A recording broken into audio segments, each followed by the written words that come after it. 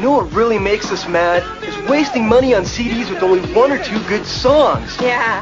Tell them about punk.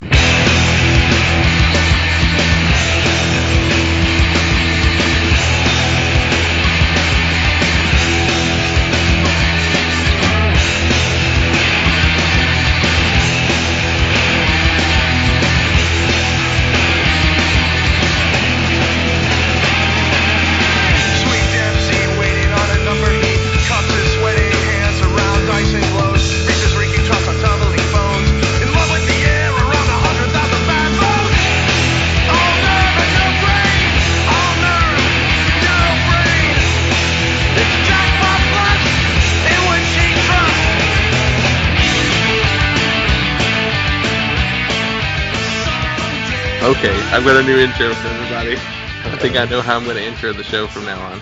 What's up, posers? Welcome to Punk Lotto Pod. I'm your co-host, Justin Hensley. I am your other co-host, Dylan Hensley. And today we are joined by our good friend, Cory. Say hello, Cory. Hey, guys. Thanks for having me on again. Yeah, you are our first repeat guest on the show. And for those of you who don't know, Cory was on our Fest episode from last year. It was you and your wife, Lauren, on the show, and that was a lot of fun. We played around a Fest Lotto Pod, and yeah, that was really cool. I have gone back and listened to our own episode multiple times because I am very narcissistic, and I like remembering that good time. That was a really good time. Well, now you have another one you can go back and listen to. Totally. Just skip over when everyone else is talking and just listen to your voice. Yeah, can you guys just send me the what I file do of my side of the conversation? Why do I sound like that? Ugh. Whenever I listen to old episodes, I just skim for the funny things that I said. I should have you do the there's like a feature where you can just like use snippets of episodes. I should just let you do that and you pick the funny bits and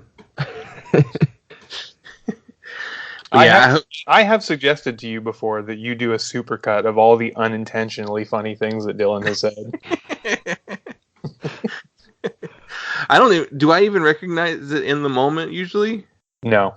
You're gonna have to give us notes. Yeah, you have to give us a log. You're too close to it. Yeah. You're just used to him. Yeah. This is the weird shit Dylan said on this episode. We just need those. What the fuck is he talking about? Oh man, did you guys? I don't know. So we pissed off the wife of a famous hardcore legend just last week. Al Barill's wife. He was in SSD control. She felt the need to critique some of our mistakes on the SSD episode. Well, the criticism was, the one that was really weird to me was like when they don't understand chronology or something. And I'm like, we talked about the albums in order. Yeah. I don't know what chronology we got wrong, but. Oh, I was just going to say, I guess I can't go to Boston ever. Al Barill, come find me. Well, the one correction that I guess we should make that she pointed out was, I think someone misspoke at some point and said Al did vocals, which is not true.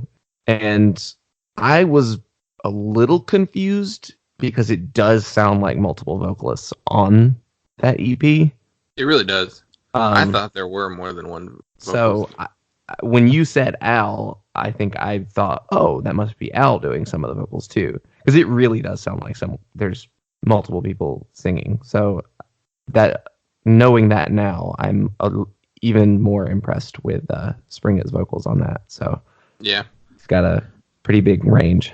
Yeah. Sometimes call-outs help. Yeah, we were talking about maybe needing to actually have like a corrections corner or something. If anybody points something out to us.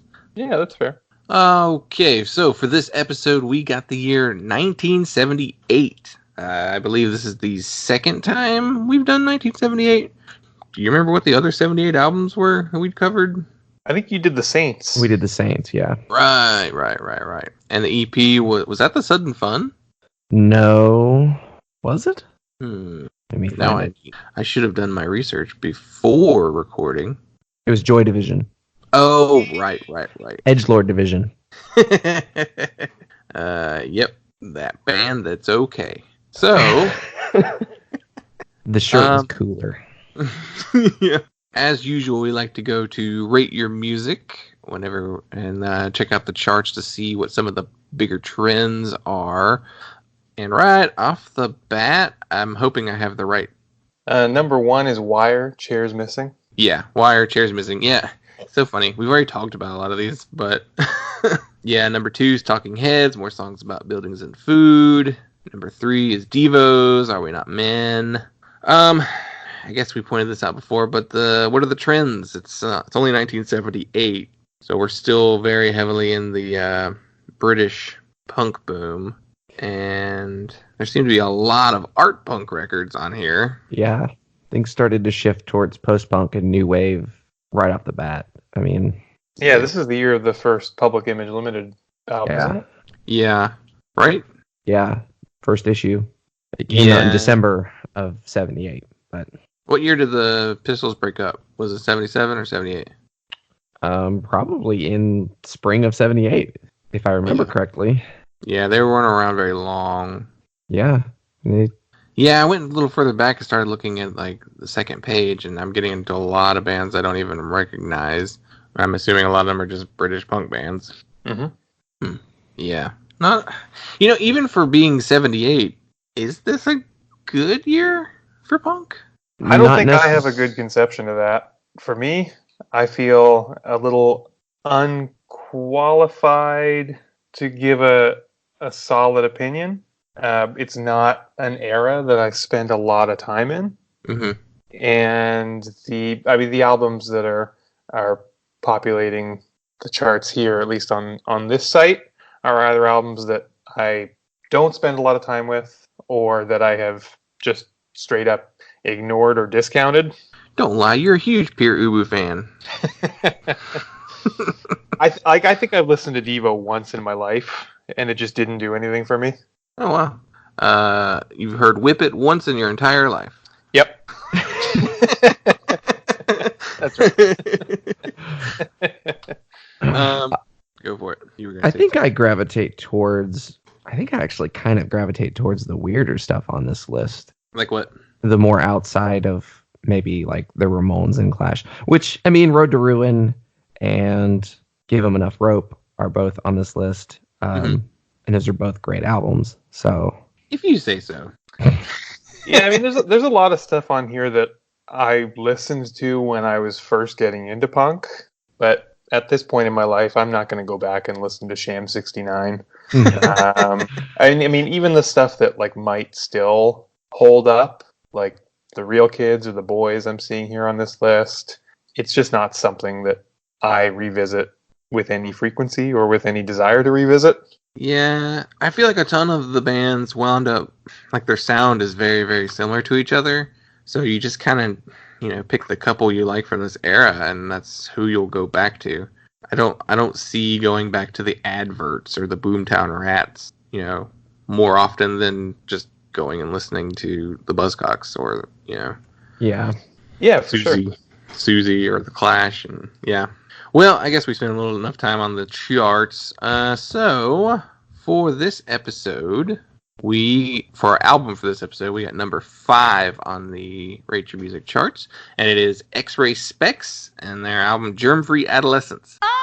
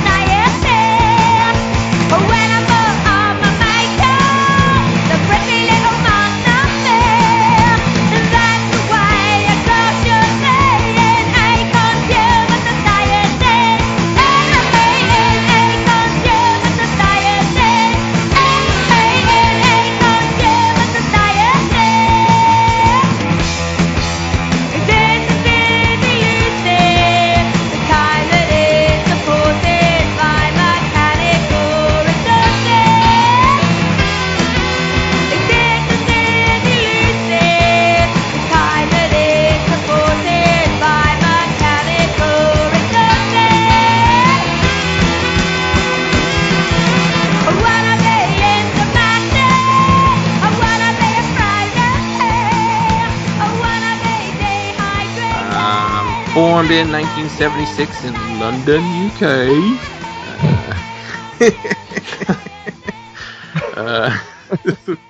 This is released. We need a super cat of all the times Justin does a bad British accent.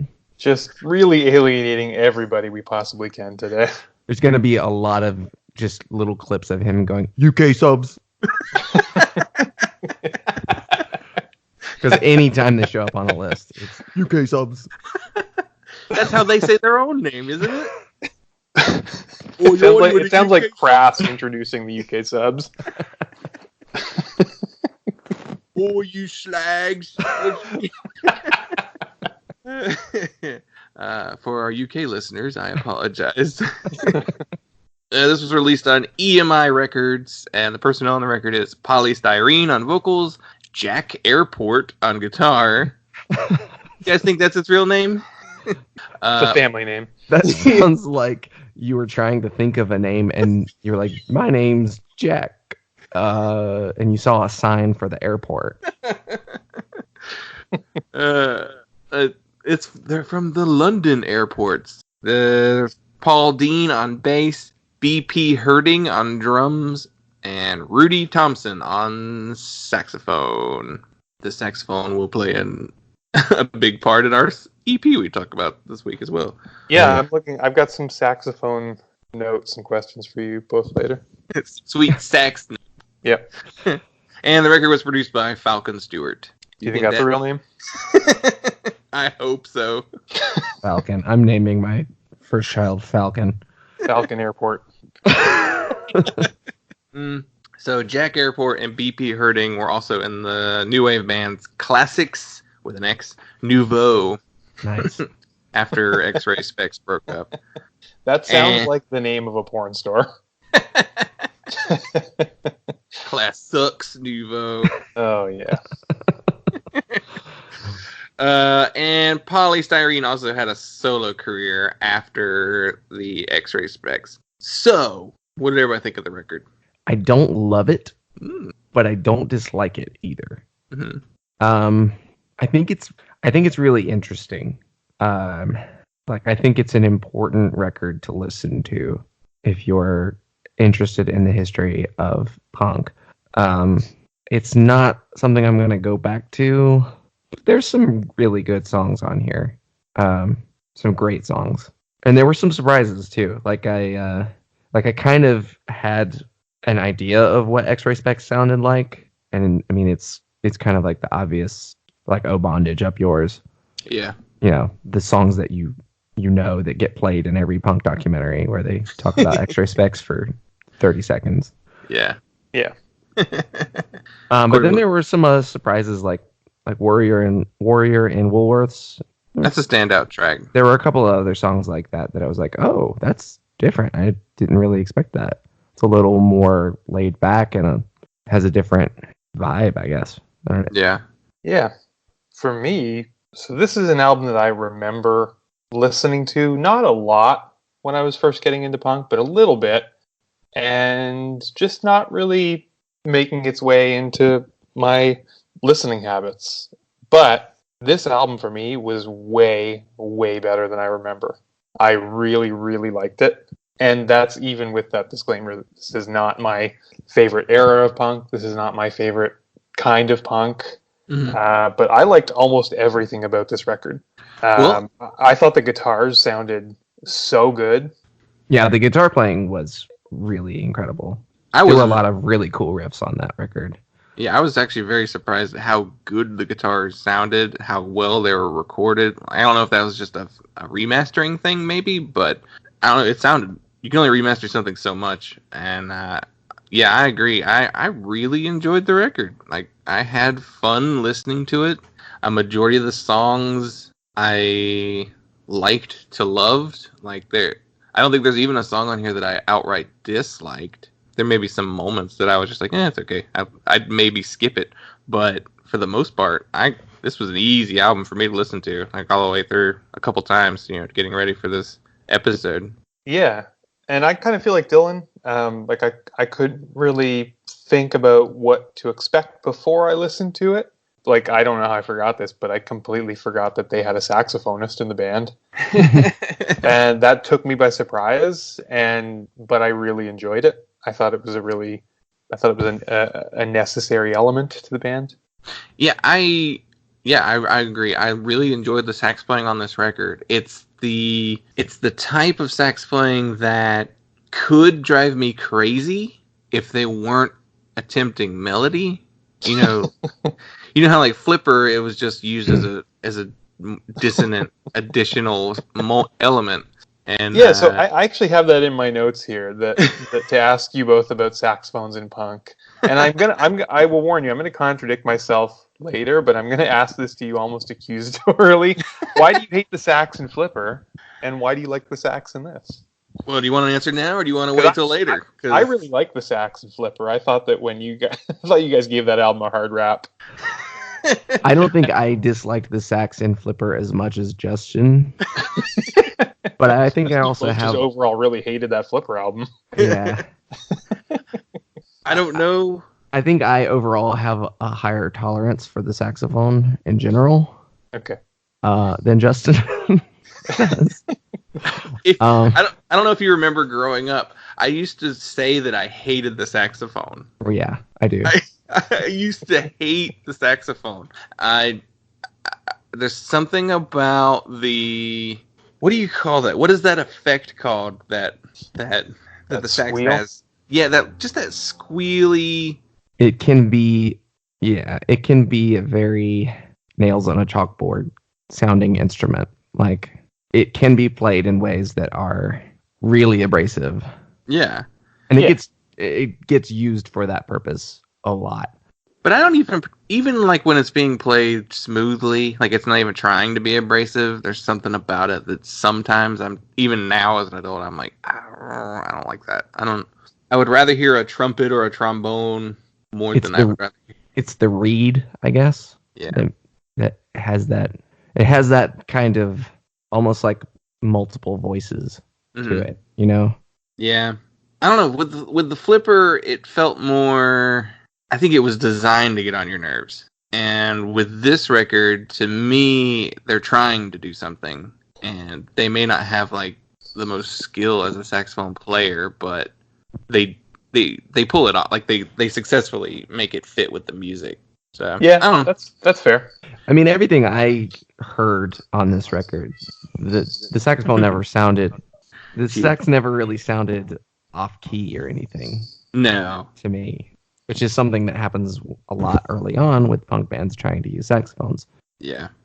And that's probably the main distinction. I did notice that looking at the liner notes that there were 3 different saxophone players on the album. Okay. Like Rudy Thompson, who is credited as the saxophone player for this record, isn't the original sax player. I forgot to write down her name. Laura Logic is the original sax player for X-Ray Spex, and she plays on like "Oh Bondage Up Yours" and like all the singles that came out before Germfree Adolescents. Mm-hmm.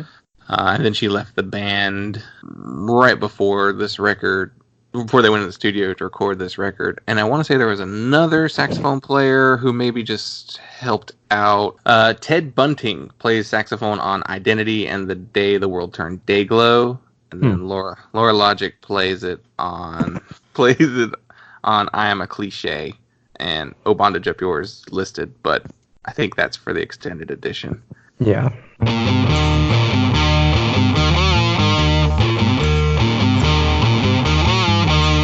Warrior, warrior, warrior, warrior in Woolworths, humble he may seem, behind his cover of innocence he plots and he schemes. He's a rebel on the underground, she's a rebel of the muddy town. He's a rebel on the underground, she's a rebel of the muddy town. Warrior, warrior, warrior, warrior, warrior in Woolworths, his roots are in today. Doesn't know no history, he threw the past away. He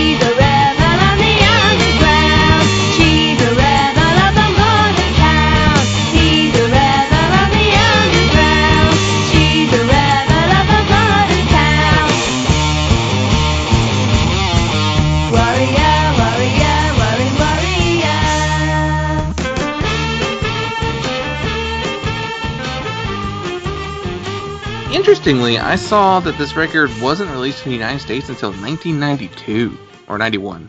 Yeah, I saw that too. And it had a different track listing? Did it have a different... I didn't see the difference. Yeah, it had a slightly reordered track listing. Because I don't think that the original version is on Spotify. I think it's the updated version. Let's see. Because I have the track listing for the one I listened to. I guess it depends on what version is listed on Wikipedia. Yeah. That's interesting that they changed the order there. Did you have any particular moments on there that you really liked? Yeah, for me, I thought... So, like I said, again, not my favorite era of punk, not my favorite kind of punk. I know that some people are real, like, punk purists, and they don't necessarily want to keep up with how the genre has evolved, shifted, changed. For me, I tend to take like a little bit of a more, I don't know, like a contaminated approach in my listening habits. So like just to frame this for my experience while I was listening to this, while I enjoy a lot of bands that maybe emerged in the years and decades post X-Ray Spex, I wouldn't necessarily find myself going to listen to them, but going back and listening to them and seeing how the things that I'm drawn to in my more everyday listening practices, seeing how those things can be traced back to X-Ray Spex, that made me kind of reevaluate and think, I might make more of an effort to go back and listen to X-Ray Spex and also perhaps other bands from that era.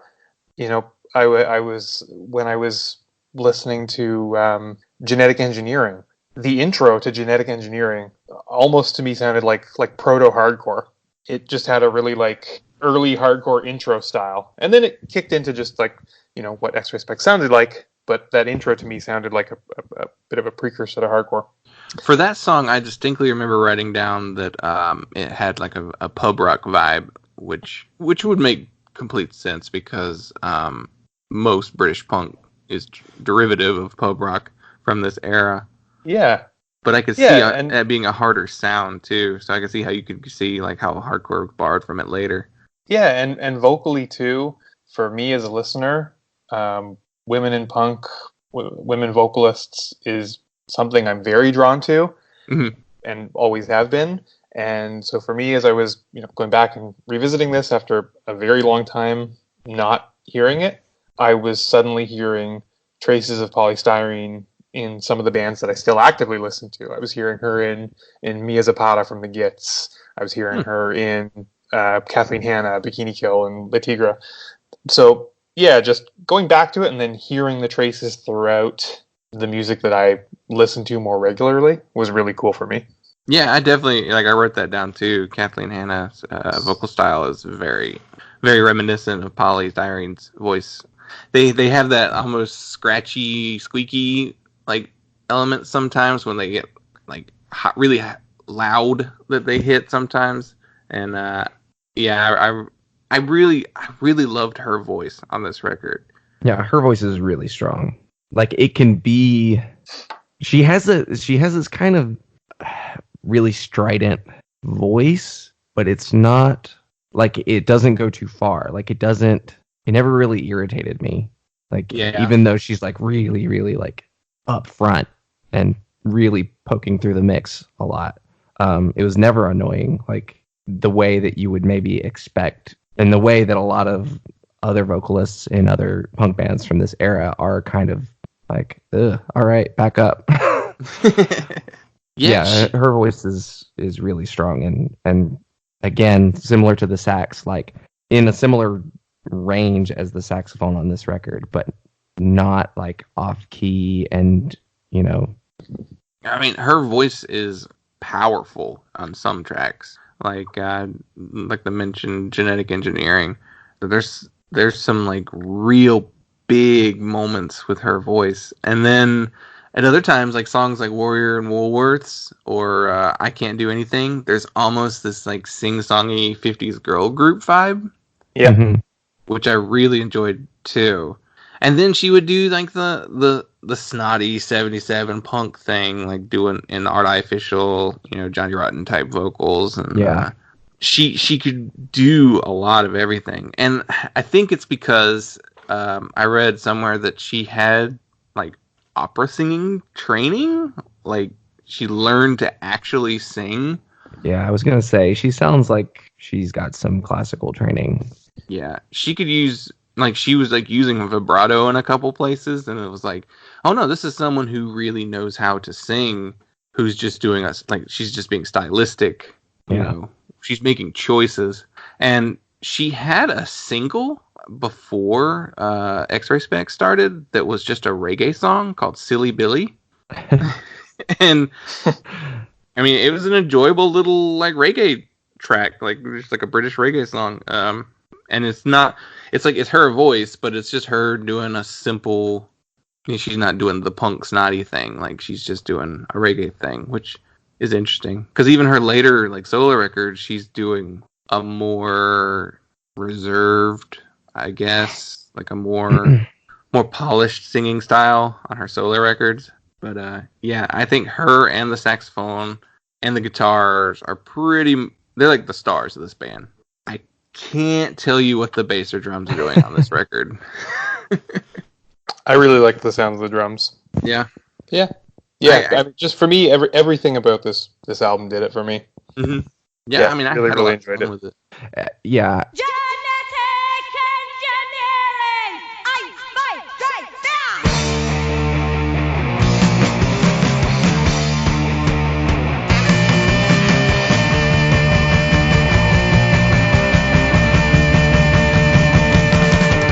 Genetic engineering could create the perfect brain, create an unknown life form that could exterminate.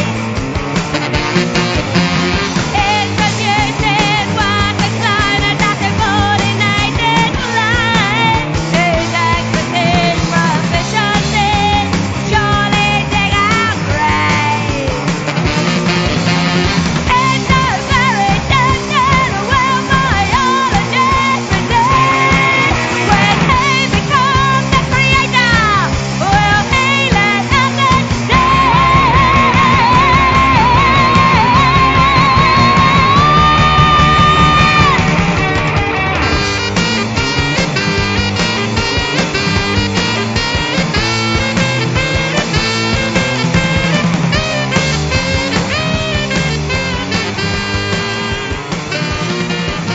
Bionic man is jumping through the telly. Everything was recorded well and mixed well.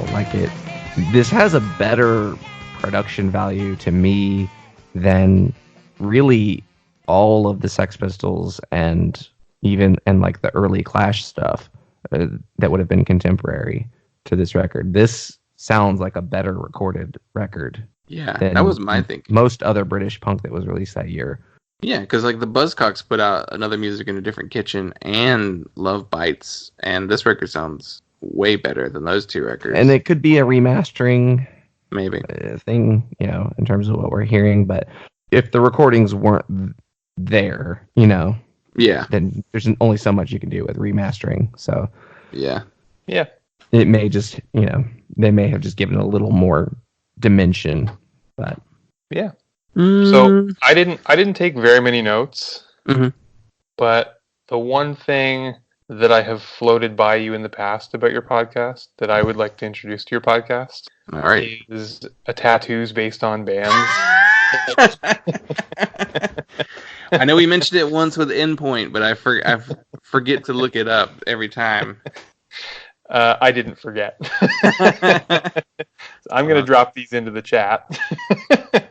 There's number one. Oh, no. Oh, no. Oh, I don't think that's what that song is about. Since this is an audio medium. Okay, it's a tattoo of a person with a ball gag in their mouth, and their hands are handcuffed. And then underneath it is like a word bubble, like the Beavis and Butthead type word bubble. Yeah. This is "Oh Bondage Up Yours." It's like, okay. It's and it's the screaming face from This- Psycho. Like it is? yeah, it's Mrs. Bates. no, it's Kim like the Novak? iconic shot of her in the shower screaming like as he pulls the curtain back. You think? Yes, 100%. She's got the same exact, like the hair on her forehead is like Okay. in the same. I mean, exact this pattern. has layers that I didn't pick up on then too. Because I got the cartoony, but as soon as you said Beavis and Butthead, I was like, yeah, that's why. I mean, there's a lot going on in this. I don't hate this tattoo. Really? I No, do. think it's kind of interesting. I think the line work is really interesting. It's very clean, I guess. I don't like the drawing. It looks like one of those, a little bit like one of those meme faces. Like a rage face. Yeah, along those lines. It's also just above a Smiths tattoo, which I Yeah. know you both love the Smiths. Can we cancel Morrissey yet?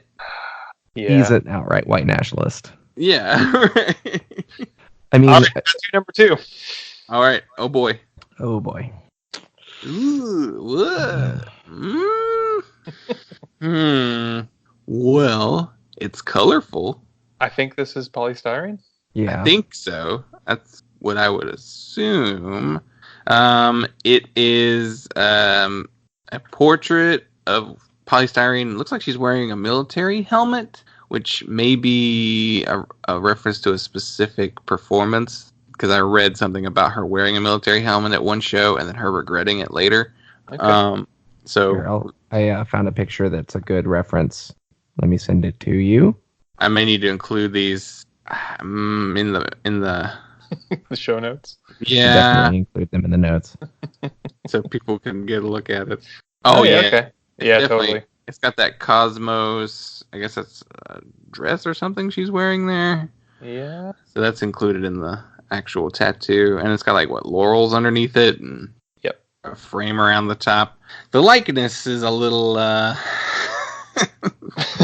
not there. There's the full dress, Okay. plastic bag Yeah. looking thing. But All right, number 3. And then we're done. Okay. There's something here with this one. It's a black and white portrait of her, also wearing the helmet, and it has the X-Ray Spex logo above it. Again, the likeness isn't quite where it should be. The But- X-Ray Spex logo looks like it was done with a pink highlighter. yeah, It's too bright. it was a little. It looks a little forced. Yep. In terms of placement. Yeah, it's like on an elbow, it looks like, Which too. this tattoo kind of works as like maybe a little bit of space filler. Yeah. Or like a Just like- stencil on the side of a building, maybe. Yeah, Yeah. Yeah, it does have that quality to it. Portraits are hard. They are hard. You need someone who's like that's their forte to. yeah. Well, there's your new segment. Yeah. Well, we'll have to include these in the show notes for everyone to check out because that's good. Well, did anybody else have any notes they wanted to say about this record? No, I mean for me it was I really enjoyed listening to it. In the process of listening to it, it led me down some pretty cool YouTube rabbit holes when I was trying to avoid listening to the next band that we're going to talk about. Yeah, really enjoyed it. Absolutely will try and make an effort to listen to it more often. Yeah, I mean it was the only full-length album that they made in the 70s. They reunited in the early 90s and recorded a new album. I don't know what that one sounds like because it's not really online. No. And it also doesn't feature Jack Airport. And it does have the original saxophone player, Laura Logic, and it's got Polly, and I believe Paul Dean, the bass player. But it's missing Jack Airport. And I think you need the sax, you need Polly, and you need the guitars for this band to really work. This record's included in the 1001 Albums You Must Hear Before You Die book, so that's pretty neat. All right. I've never really looked too hard at that book, but I imagine it's kind of like the typical records that everybody talks about. The critical, yeah.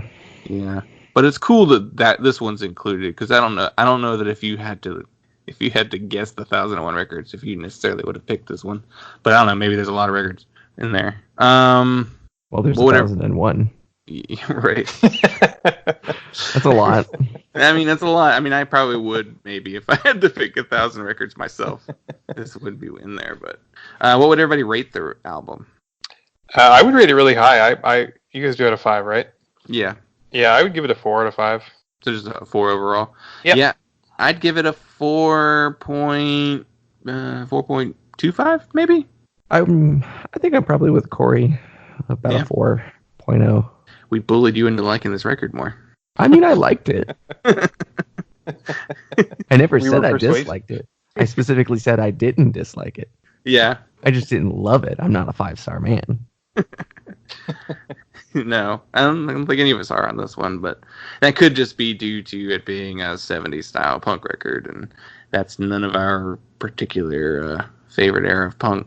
Well, cool. Let's get into Cory's favorite record this week. Did you love it as much as I did?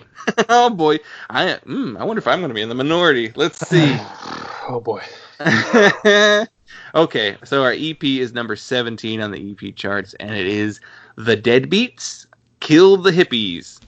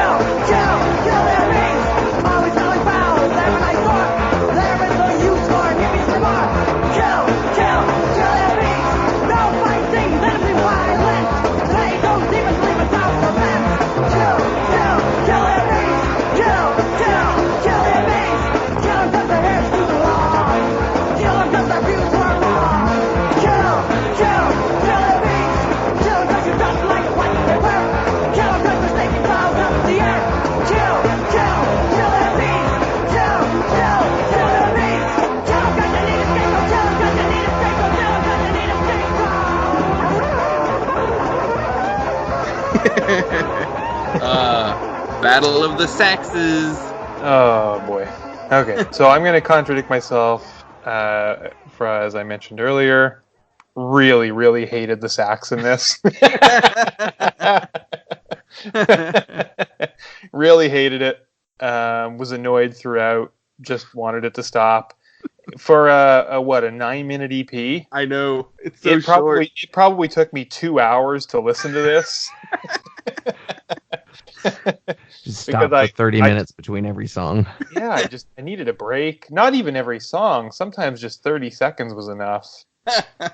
I feel like I am in the minority here, and I'm probably giving this a harder rap than it deserves. Doesn't sound like it.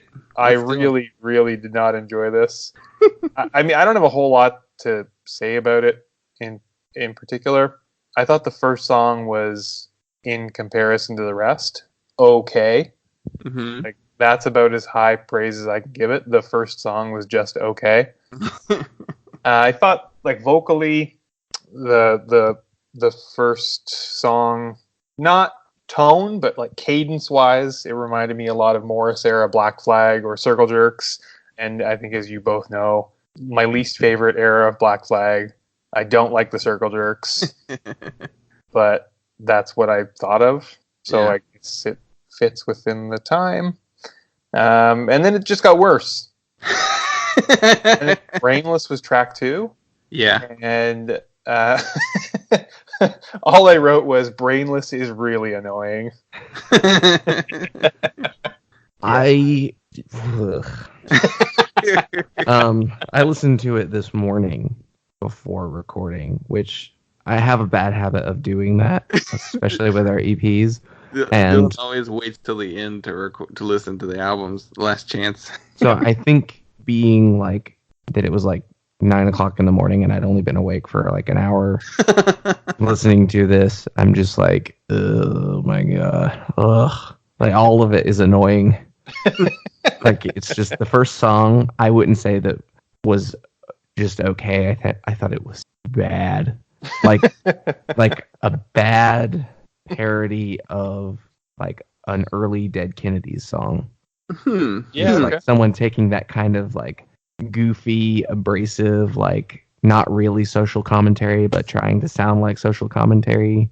Like he's singing about hippies, but he's singing about like he's singing from the perspective of like what California conservatives who want to get rid of the hippies. No, Annoying.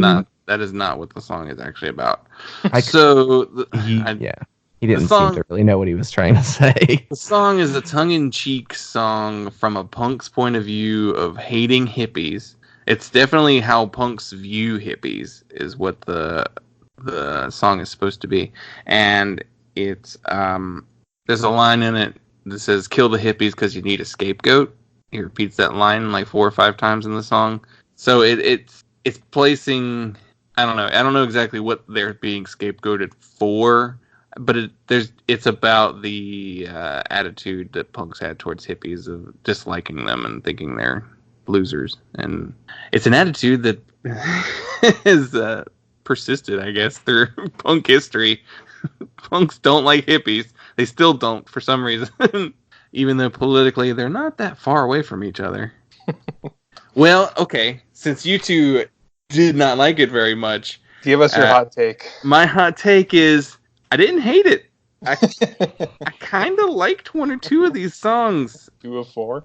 I would say the last 2, the B-side, are just okay. So I thought the song "Kill the Hippies" was a fun, like, Damned style punk song. Like, it reminded me of like UK punk stuff that's going on at this time. It's faster. It's got a cheesy chorus that, you know, everybody could sing along with immediately. And then I thought the song "Final Ride," it was a weird song, but it kind of reminded me of like Agent Orange, like by way of the Dead Kennedys.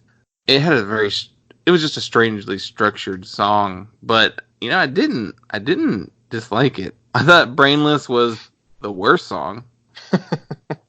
But it was also trying to be Devo, that type of thing. Really poorly. Yeah, like, yeah.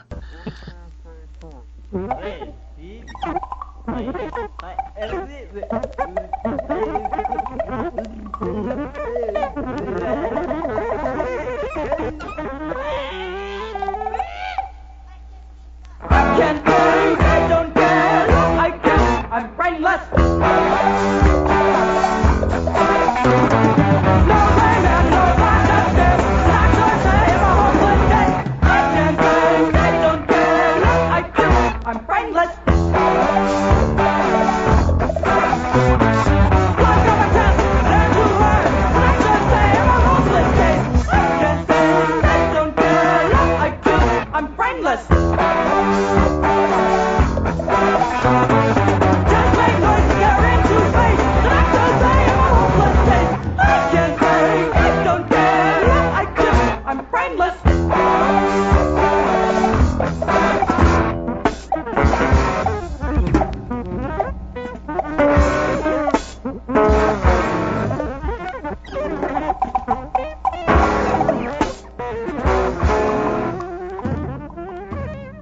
So for me, all of those really nice things that I said about X-Ray Spex, and being able to, through the process of listening to Germfree Adolescents, kind of trace their influences throughout things that I really like and that I continue to listen to.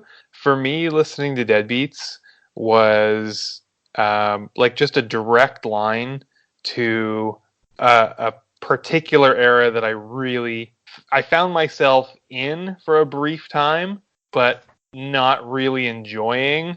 And now looking back on it, really wouldn't be able to tolerate it.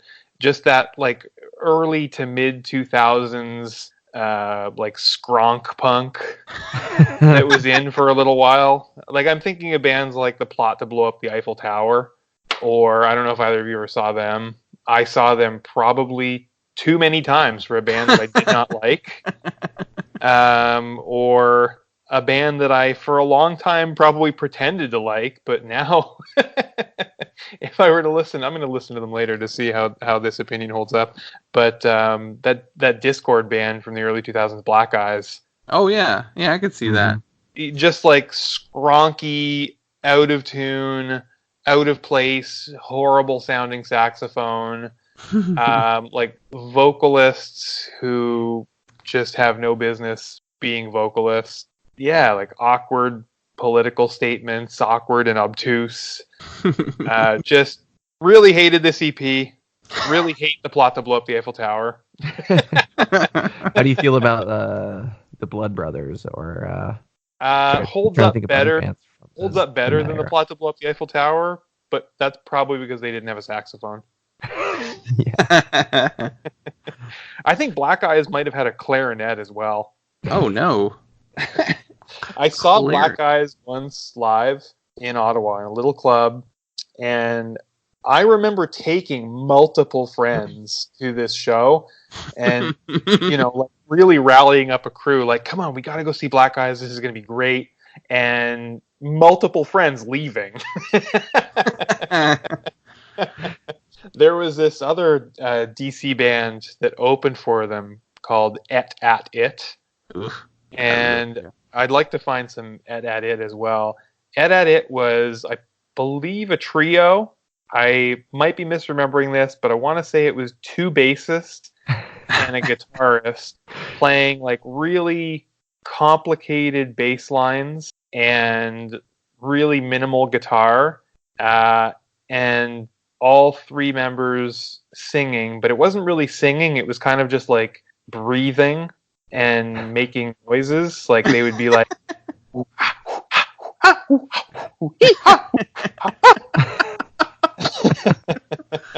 what is this? Some like Dadaist like? it was absurd, and taking, like, as I said, multiple friends who had no context for this kind of absurdist art music, was a really, really unenjoyable night for me. And your friend's like, why did you bring us to see this? I found it on Discord, and they're described as short, minimal instrumental compositions with an organic robot quality. Imagine computer music made with traditional instruments and played with an unmistakable human touch. It says this CD was recorded by Ian Mackay at Inner Ear Studios. And what? I wonder if he just like hit record and then like walked out. Well, I found him on Rate Your Music, and there's a review here that says, minimalist compositions made with dual guitars and upright bass. Very unique record. Highly suggested if you like groups like Cromtech, Orthel Realm, and Erase Errata. Okay, I don't want to derail this, but just both of you do me a favor, and on the Discord site, you can just do that really short sample. Press play on the first sound, and tell me how accurate I was in my description.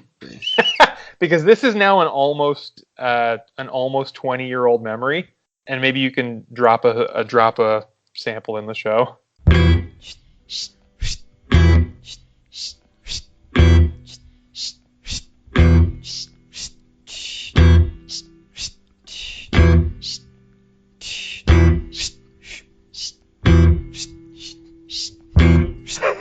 Oh, I hate this already.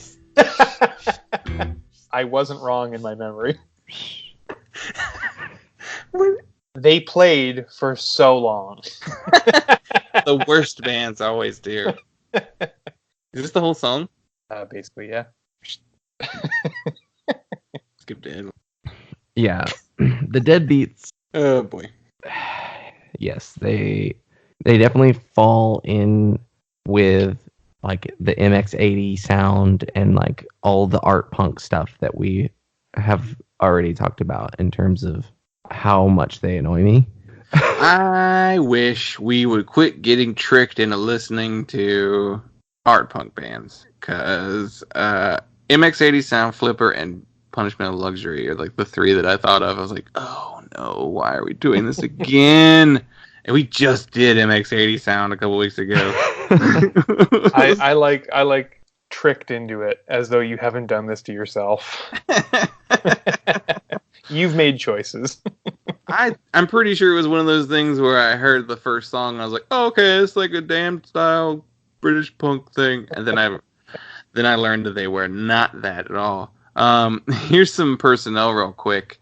They were a Los Angeles band, and the lineup is Scott Guerin on vocals, Geza X Gedeon on guitars, Pasquale Amadeo on bass, Sean Guerin on drums, and Pat Delaney on saxophone. It's such a normal name at the end there. There's always that one guy in the band who's like, I don't want a name. I don't want a dumb name. On Pat. This is released on Danger House Records, who also released the band X, their EP Adult Books, and the band The Avengers, We Are the One EP. Those are probably the two best things that they put out. I think Danger House released a lot of weird art punk too, so it's like not my kind of label. So I found a few little pieces of information. So I read an interview in 2016 with the lead singer. The band broke up shortly after this EP was released. Good. Danger House wanted them to record a full length, but they supposedly didn't get along, and that's why they broke up. Though they would periodically reunite, and actually released an album in 1996. I didn't bother to listen to what it sounded like because I bet it sucks.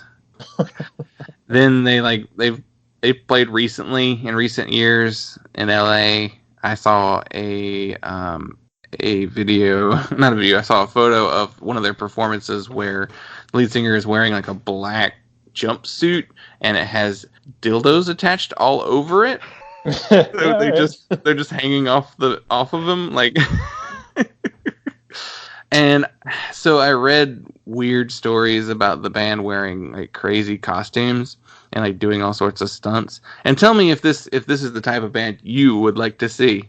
At one point, after a gigantic storm, the lead singer went to the beach and collected up a bunch of huge huge clumps of seaweed from the beach and brought it to a show and threw them all at the audience. And one of them had like a big giant bulb on it, and like when he threw it, it exploded and got like, I don't know, goo everywhere. Decomposing seaweed innards all over the place. At one point, they pulled the speakers off the wall at the Whiskey A Go-Go. And here's my favorite one. At one show, they had a mannequin that they brought out, and they sawed its head open, and inside was a bunch of cow brains that they had somehow got a hold of, and they started throwing those on people in the audience. Ooh. And the bass player used to pretend to get a lobotomy at the beginning of every single set they played, and then would spend the rest of the set just speaking gibberish the whole time. But he described it as, he was a bass player savant. He couldn't speak English, he couldn't say words, but he could play bass perfectly. So, oh boy. Yeah. So, I might like the seaweed story if it was a different band. I don't want to give them an inch. Yeah. Yeah. They were very antagonistic towards like the other punks in the scene because, of course, wasn't MX80 Sound super antagonistic too to like the San Francisco scene? Yeah, I just think people didn't like them. Yeah. It's just these art punk bands, man. They no good. They're not fun to listen to. They're obnoxious. They do stuff at shows to actually piss people off. It's like, come on, we're here already to see you. Why do you have to treat me like shit? It's art. Oh, fuck you. Art can be good. Yeah, I mean, I don't know. I think I do not want to give them an inch here, but I think the context might matter in this instance. There might have been a time where that would have been like shocking and confrontational and you would have wanted to be a part of it. If someone threw seaweed on me at a show in 2019, I would be really, really mad. Especially if it was like rotting. 1978 Los Angeles, I might be a little more forgiving. Yeah, I don't know. I don't know. I have a problem with antagonistic art. There's something about it that I think when it's in reaction to something boring and stale, it kind of stirs things up a little bit. Just I don't know, not knowing the context of their. I just can't imagine that the Whiskey A Go-Go in 1978 was boring and stale. yeah. I don't know. No, true, but punk was still fairly new to at least that region. Yeah. Yeah, I guess maybe San Francisco probably would have been more used to this kind of stuff at the time. Because, like, MX80 Sound came out there in, like, 79 and 80. And by then, even San Francisco was like, oh, we're done with this thing. We've already had this before. So you're not doing anything new. So, I mean, maybe. I don't know. I just feel like if people are coming to your show, they kind of, I don't know. It's weird to punish people who came to your show. It's not like they were on a giant festival, you know, like some butt rock festival, and you're just trying to antagonize people who are there to see, you know, Journey. I don't know. Yeah. That's a little different, but if they're like going out of their way and coming to this show to see you, it's like, I don't know. It's weird. Yeah.